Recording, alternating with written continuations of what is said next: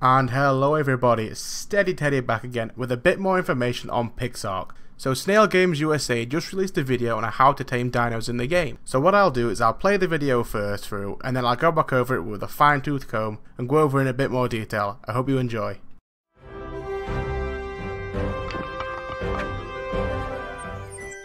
What's up guys, it's Cade back again with the community team at Snail Games USA. Today we'll be taking our first look at PixARK, the basics for taming. There are two ways you'll be taming in PixARK, one being passive taming and the other knockout taming. Let's take a look at passive taming. Some creatures in PixARK are passive creatures, meaning they will not harm you unless harmed or threatened, and you can tame them by simply feeding them. Your last UI slot is where you'll want to store the food to feed the passive creatures. By going up to a passive creature and pressing E, you can feed them. But before you do that, if you need to use your dino scanner, you can to check and make sure they are in fact passive. Once you've fed the creature, a prompt will come up stating to wait until it's hungry again. There you can also see the taming bar. You will repeat this step until you receive another prompt stating that you have successfully tamed your creature and to name it. Now let's look at knockout taming. Some other creatures in PixARK are a bit more aggressive. In order to begin the taming process, you'll have to knock them out. Using items like the wood stick and the sleepy arrows will render these creatures unconscious, allowing you to tame them. Once knocked out, you can load up the creature's inventory with the food it eats. You'll also want to be sure to keep an eye out on the unconscious meter. If the unconscious meter depletes, your tame will wake up and you'll have to start all over again. So you might want to bring some narco berries or some sleepy potions to keep them unconscious. Once you've successfully tamed your creature, name it, and be sure to gather up the necessary materials to craft saddles for your tames. Alrighty guys, that's gonna sum it up. My name's Cade with the community team at Snail Games USA. Be sure to like the video, leave us a comment, and subscribe to our channel for more updates on PixARK.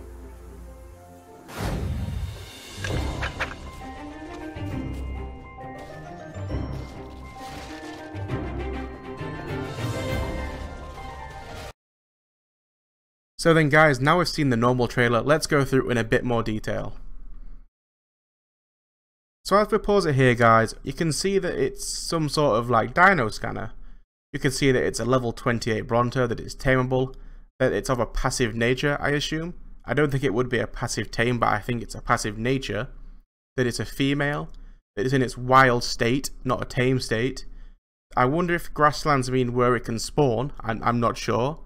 You can also see Novice Prairie. Now Novice Prairie is where we are currently at the moment in the video. But one thing that's coming out most of all is this triangle up top. So we have melee at the top, health in the right, and speed at the left. So I assume this triangle it tells you where the stats of the dinosaur lie. So we know a Bronto's not very fast, so the part of the triangle there is really like high up. But for the melee and the health, we know that Brontos hit hard and they've got a lot of health. So they're going right to the top and the corner of the triangle.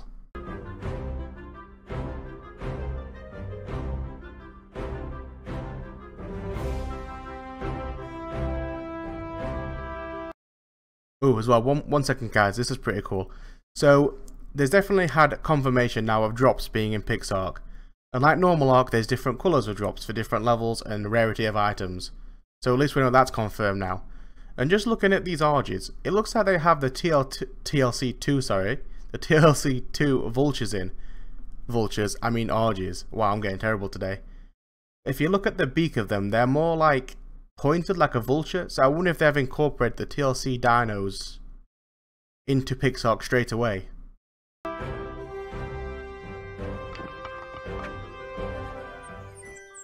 What's up guys, it's Cade back again with the community team at Snail Games USA. Today we'll be taking our first look at PixARK, the basics for taming. There are two ways you'll be taming in PixARK, one being... So then guys, just looking at this, we are obviously in the Novice Prairie, which is like a grassland, which is like an easier area. There's not going to be many like hard dinos in there. Just there you can see the bunny from Dark and Light, and there's the magical forest in the background. But this thing here, this is what's confusing me. I've not seen much about it via information. I've seen a lot of YouTubers speculate what it is, and I think everyone's kind of worked out that it's sort of like a portal, going to different biomes or parts of the map. Now if they've incorporated portals into the game, sort of like easy transportation early game, that is amazingly useful for travelling around. I hope that's what it is. It may be something else in the future, I'm not sure. But at least we know there could be some sort of teleportation portals around the map. Passive taming and the other knockout taming. Which obviously is right. You would have passive taming and knockout taming in game, with it being based on normal Ark. You unless harmed or threatened, and you can tame them by simply feeding them. Your last UI slot is where you'll want to store the food to feed the passive creatures. Now that's pretty cool, guys. I quite like that. So, as normal Ark, you put your food in the last slot and you feed the dinosaur. I feed a passive dinosaur. But what they've done is they've added like a little feeding dinosaur icon in the last slot, which I think is really cool. Especially now they've put the game to more of a kid-friendly sort of feeling. I definitely think the icon there fits really well, and I think it'd have been useful in the normal game as well, to be honest. By going up to a passive creature and pressing E, you can feed them. There we go again, guys. We can also see that portal there. So it looks like there's some sort of grassland area with a few mountains in the background and, say, a lake or sea. But now back to the normal taming. So as you can see, she's fed the Phiomia one berry, which has done about, I'd say, a quarter of the taming bar. It's a level 22 wild female, and it has a lifetime of 3 hours. So I wonder if once you've tamed it, will that go up to, say, days, or will it stay about 3 hours? But before you do that, if you need to use your dino scanner, you can, to check and make sure they are... Oh, so there we go again, guys. She's used a dino scanner again. So this time it's a level 4 Phiomia. It's a female again, it's a wild state, it's in the Novice Prairie, and it's tameable. What you can see by the triangle now is that we know the Phiomia is not a very good dino. It's basically just a poop machine. That's all it is. It poos.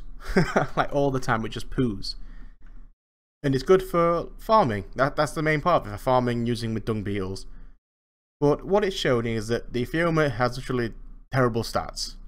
Really, it's got a bit into speed and a tiny bit into melee. But at least we know now we can do this from base game, so we can use a dino scanner to look for the dinos. Not like installing mods like you usually have to do on normal Ark. Fact passive. Once you've fed the creature, a prompt will come up stating to wait until it's hungry again. There you can also see the taming bar. You will repeat this step until you receive another prompt stating that you have successfully tamed your creature and to name it. So there we go, guys. She's tamed the dodo, a level 6 dodo, so I don't know what it was before I didn't see it. And it has a lifetime, if I can just see it, of roughly 5 hours. So that's not bad for a level 6 dodo. But the main thing is down there I can see achievements, which I know Ark didn't have straight away, with it being an early access. For the first year or so it didn't have any achievements whatsoever. And I think PixARK having achievements straight into the game from launch, or even from early access, is a very cool thing, especially for people that like to do achievement hunting. Now let's look at knockout taming. Some other creatures in PixARK are a bit more aggressive. In order to begin the taming process, you'll have to knock them out. Using items like the wood stick and the sleepy arrows will...